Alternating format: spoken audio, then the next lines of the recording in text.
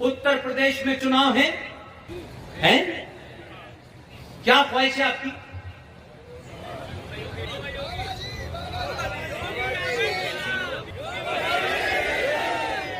ये ध्यान रखिएगा, सत्ता में उसको बिठाइए जो राष्ट्र के लिए कुर्सी पे लात मारते हैं, और जो कुर्सी से चिपक जाए उसे परमानेंटली उठा दीजिए। इसलिए राजनीतिक लोगों से जो लोग ये उम्मीद करते हैं कि हमारा नेता आदर्शवादी हो, महान हो, ज्ञानी हो, माफ कीजिएगा, आप आदर्श समाज में नहीं रह रहे। आप ऐसा नेता चुनिए। फिजिक्स पढ़ी आप लोगों ने? न्यूटन्स का नाम सुना है आपने? न्यूटन्स का थर्ड लॉ ऑफ मोशन क्या कहता है? उसे अंग्रेजी में कहते हैं every action there must be an equal and opposite reaction. और ये हम सब जो लोग हैं साइंस पे जीते हैं, क्योंकि सनातन को ही साइंस कहा जाता है। 1947 में एक आदमी ने Newton's third law of motion की परिभाषा गलत पढ़ ली थी।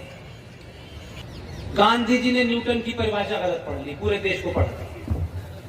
उन्होंने कहा एक चांटा कोई मारे तुम दूसरा गाल आगे कर देना, ये तो न्यूटन थर्ड लॉ के खिलाफ है।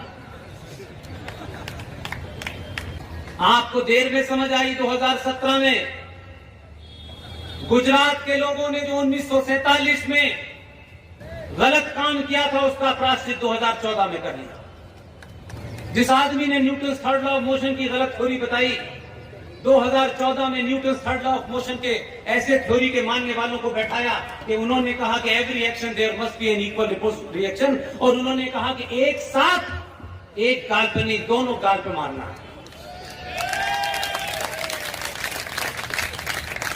इसलिए कौन कह रहा है कि समाज नहीं बदला? अभी तो बहुत थोड़ा सा बदला है। और जो आपको सुबह शाम धमकियां देते हैं,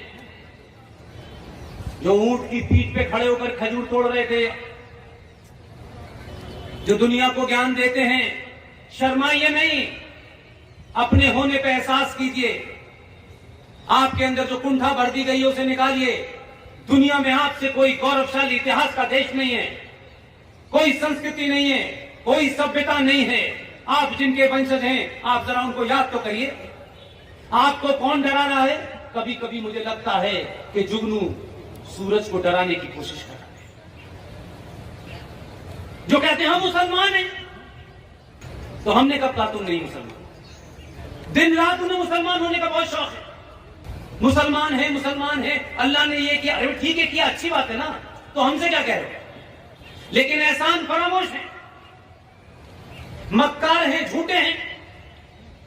सच बोलना चाहिए उन्हें।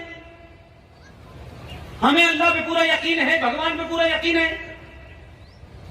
हमने उसकी जात पे कोई सवाल नहीं उठाया, कभी नहीं उठाया। हजारों हजारों साल से हम ये मानते हैं कोई शक्ति है जो इस दुनिया को चला रही है।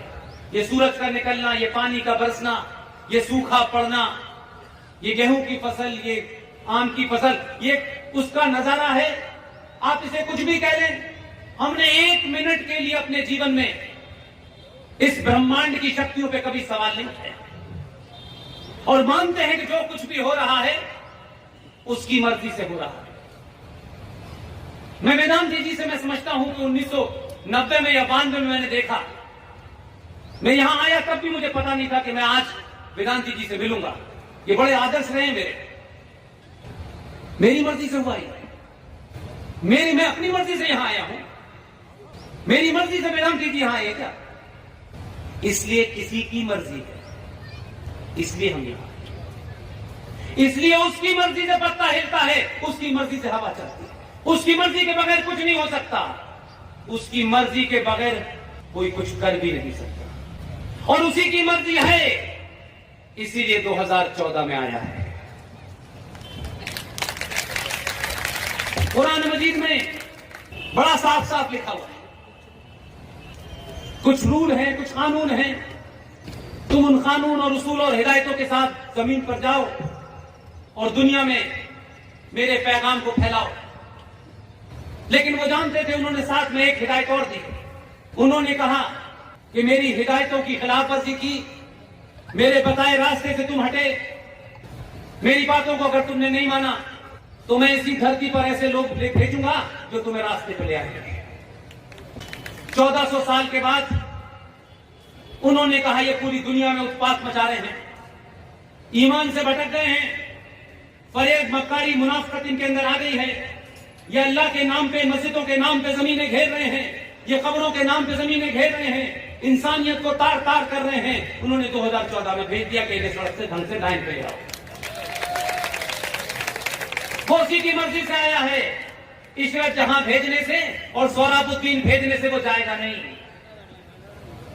बहुत समझाया उसने, प्यार से समझाया, अपना नारा बदल लिया जिसकी बात वेदांती जी कह रहे थे। शुरू में सबका साथ सबका विकास था, उसने कहा ये शायद समझ जाए, उसने कहा सबका विश्वास, लेकिन वो कहां मानने वाले थे। अल्लाह बहुत नाराज था, एक से काम नहीं चलेगा, 19 में दूसरा भेजो। उन्होंने निगाह नहीं, उन्होंने कहां कहां अत्याचार सबसे ज्यादा हो रहा है, बेईमानी फरेब कहां हो रहा है। जिनका मुसल्लत ईमान था, कंप्लीट ईमान था, वो ईमान वाले बेईमान हो गए। उन्होंने कहा पूरी दुनिया में उत्पात मचा रहे हैं और हिंदुस्तान में एक ही सूबा है जो सबसे बड़ा है। उन्होंने कहा 2017 में या भी भेजो।